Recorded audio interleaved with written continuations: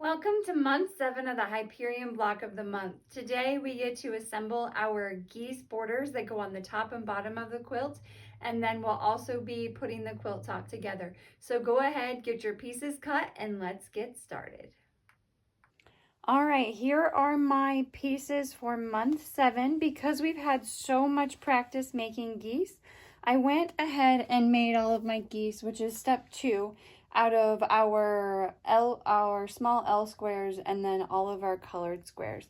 So we are going to jump right in and we're going to make our square and a square units from our A and L squares.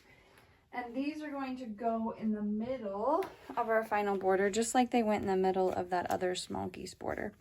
So we are going to take our L squares and we are going to cut them in half diagonally.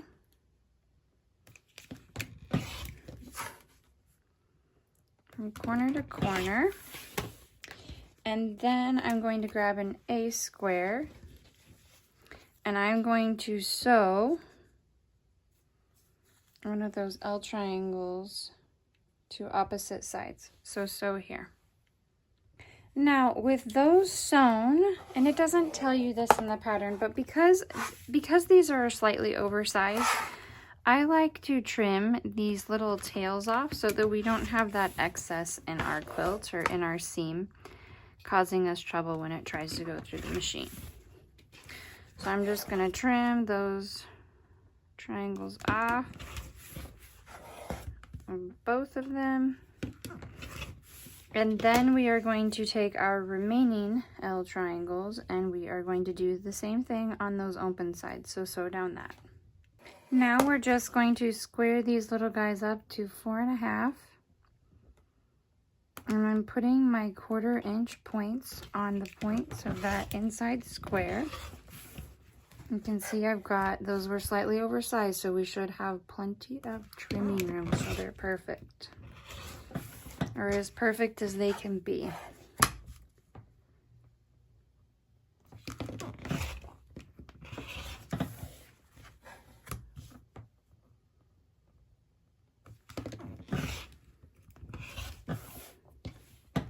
Okay, so those are our square and a square units. Excuse me. So those are our square and a square units. Now, like I said, I already made all of those geese because we've had plenty of practice. It's the exact same process as before. So with all of my geese, they're all lined up in order. They just need to be flipped around, I guess. These are all unit 2s and they kept the same letter as what they were cut. So I left that with them.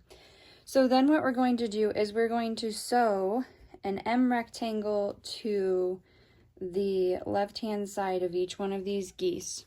And then we're going to join them as one unit. And we're going to make 4 of those because those are going to be on either side of our square and a square unit. So I'll be back with those.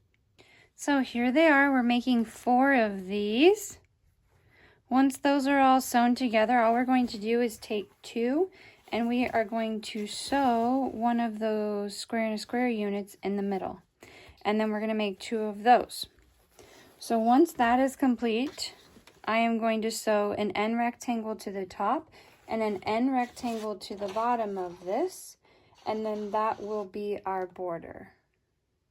Now, just a note, when I am putting these N rectangles on, I am going to pin them. So I finger press this N rectangle in half, and I'm going to line that up with the center of that square and a square unit right on that point, and I'm going to pin it. And then since these are the exact length, I'm just going to lay this out. I'm going to pin the one end, and then we're going to make it work in the middle.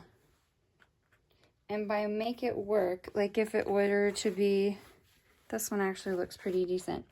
But if your string of geese is a little bit longer, then by pinning it, it's gonna allow you to get it the same size. You'll be able to make up for that small difference in there. If you have a large difference, you might want to go back and take a little bit more on these seams, but mine is looking pretty good.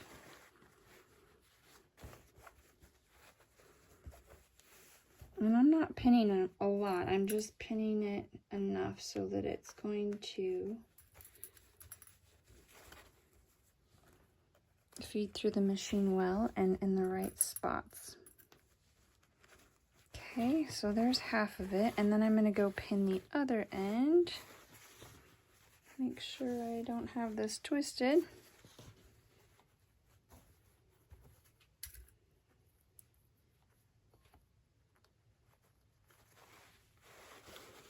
Again, I get those ends and then I will go back and I will work the middle so that it lays nicely together with my pieced border. The geese. The pieced geese. Does that rhyme? That's fun. Pieced geese.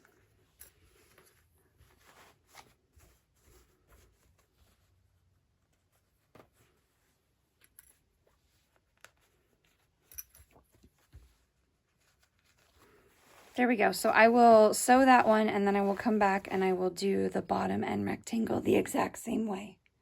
All right, so here it is with both end rectangles on top and bottom. The pattern is calling this block 12. So now what I am going to do is I'm just going to follow the layout in the pattern. We are going to sew our other blocks from our previous months into rows, and then we'll just sew all of our rows together and we will have a completed quilt top. So let me sew those together and I'll show you what I've got. All right, here it is, my Hyperion block of the month quilt top. I am so excited that it's done and it's so pretty in person. If you followed along with me, I hope you love yours as much as I do. Be sure to like, subscribe, and there'll be a couple block of the months next year. You won't want to miss those.